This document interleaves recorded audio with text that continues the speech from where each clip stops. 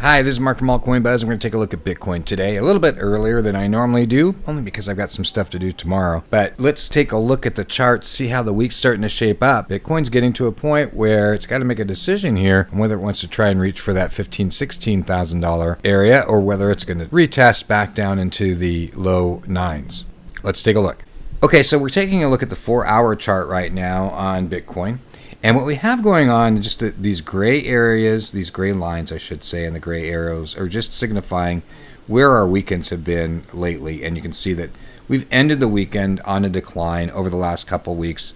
We had some horizontal trading action, some consolidation on this weekend prior to that. And we've had a decline happening so far at the beginning of this weekend. Let's just review where we've kind of been. We have this descending triangle as we were coming into the weekend last weekend, right? And we ended up breaking out of that descending triangle. And as a matter of fact, that measured move was pretty close to where you would hope it would be after something like that. We have about a 13-14% measured move if you use this widest point of the descending triangle. And as we broke out of here, we did have some wicks that came up right into that range. So that played out pretty darn well. And then if you are following me on Twitter, and if you aren't, please make sure you follow me on Twitter at crypto_old, because I do throw out some tweets every once in a while when I don't have time to do videos. And we were looking at the time, it was looking to be something like this, more like an ascending wedge, which is bearish. And we did have a breakdown of that wedge right here that started this little bit of this waterfall. Okay, so one of the things I've seen people calling for lately is that there might be a potential head and shoulders right here if you're looking at it on the 4-hour time frame. The issue that I have with that is that these shoulders are so low. I'm not giving that much credibility, but if we went up on the higher time frames, I could give it a little bit more credibility to play out. Let's just go to the 12-hour. And if we look at the 12-hour and we have something that plays out more like this,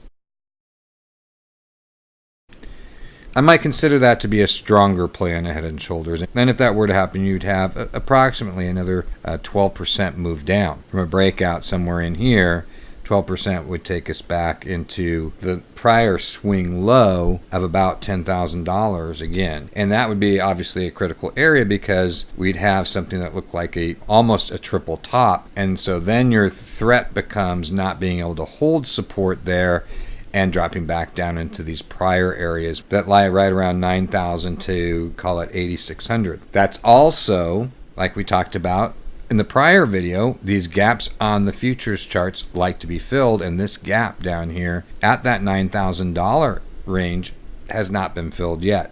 Now that doesn't have to happen. It tends to happen. So I just wanted to point that out because it lines up with that other potential head and shoulders measured move, right? If that does happen.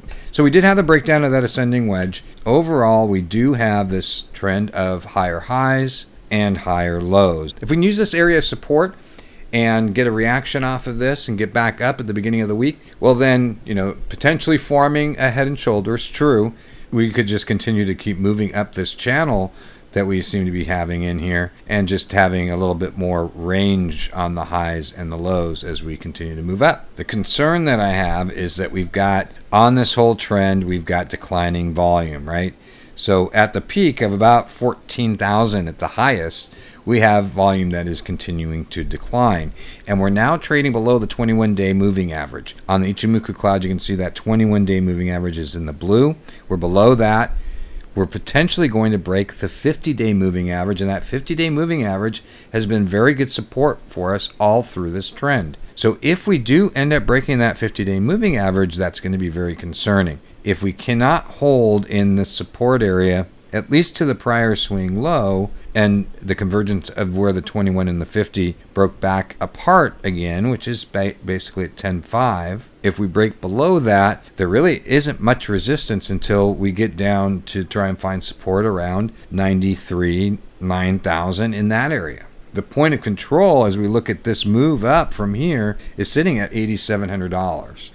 So if we essentially make a new low by breaking through that prior swing low, these lower areas start to look fairly realistic.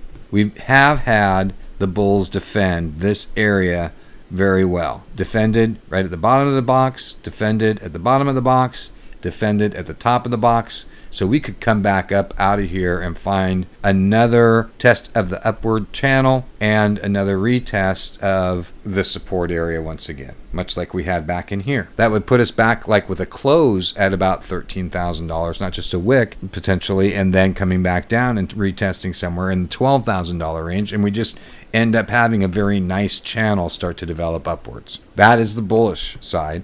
But again, with this declining volume that we have going on, it is concerning that we are just going to retest this support that we have down here and potentially break through it to the downside. So what we could have happen over the next couple weeks is we could have just sideways trading action happening, right, between this kind of this blue line right here and the red box. Now that would theoretically, if it holds true to the pattern, it'd be another couple weeks of that kind of trading, much like we had here. This was a month here and a month back here in April. Now, more volatile moves than we had back in here, so that makes it a little bit more concerning because the moves are so volatile and we've got it happening on declining volume. But nonetheless, this could play out for another month or so before we see the next leg up. $11,000 ends up becoming the pretty critical point for us to look for, because on the weekly, that's where we closed last week, and if we close below that this week, almost a symmetrical triangle on the weekly chart, which would be kind of an indecision point for Bitcoin. And then we'd be looking into the following week, which would be pull out that whole month for us and be looking at the monthly candles, which at this point still looks encouraging, right? What's the critical point on the monthly? The critical point on the monthly is about $10,100. And where's that $10,100? Well, right in this back in the swing low, right? Back in that area. So that'll wrap it up for today and for the week. Please make sure you subscribe and like here so that you get notified when these videos come up along with Maddie's and Billy's. And hit the Altcoin Buzz IO site, because that's where all our writers post all that great information as they watch the crypto market and keep you up on the news and what's happening throughout the week. And until next time, may all your trades be good ones.